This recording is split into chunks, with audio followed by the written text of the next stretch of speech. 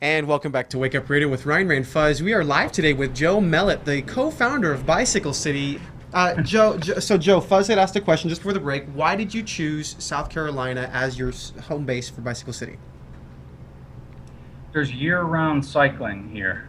That's one of the main things. The other thing is in Lexington County, they have these bicycle greenways that come from out of Columbia, and they just allow people to make great connections by bike and walking and not have to interact with cars.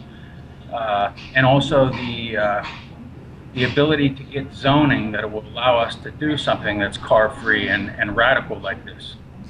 Excellent, man. Now let's talk a little bit about what advice, Joe, would you give to others who have dreams like yours? I mean, starting a city, again, huge dream. What have you learned through your experience? What can other people glean from this that can help them on their journey?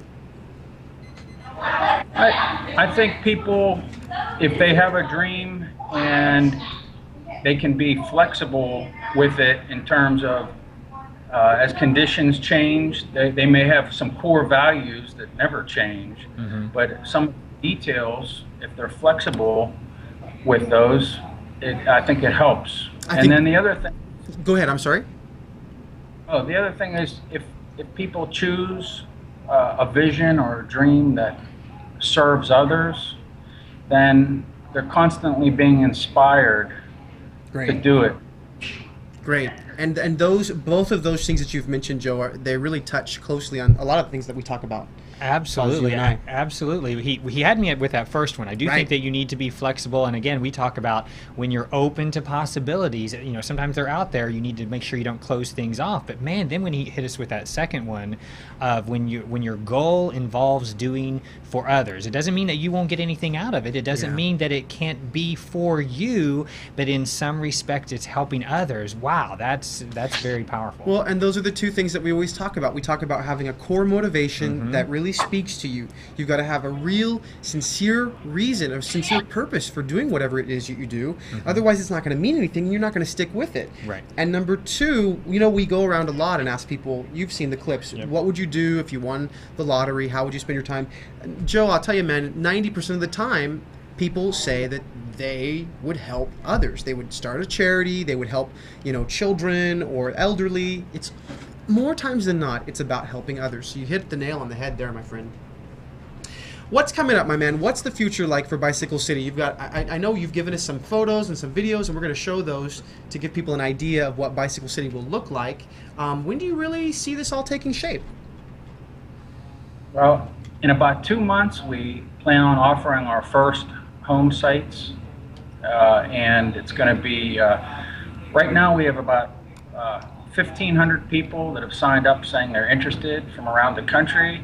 Now, a small portion of those people submitted a reservation. Right now, we have more reservations than we do home sites available. Wow. Yeah, Congratulations. Thank you. If it goes well, then we'll continue. It's really so, this just hasn't been done exactly what we're doing, so we're going to have to make adjustments as we go. Well, it's interesting because I would think that for a man like you who's starting a city, or with a group of people starting a city, I would expect something a little bit more solid than, well, if it goes well, we'll keep on going. I want to hear, come hell or high water, we're going to blast through there and we're going to build this damn city. I know that's what I'm expecting. But you're so chill about it. You're so chill.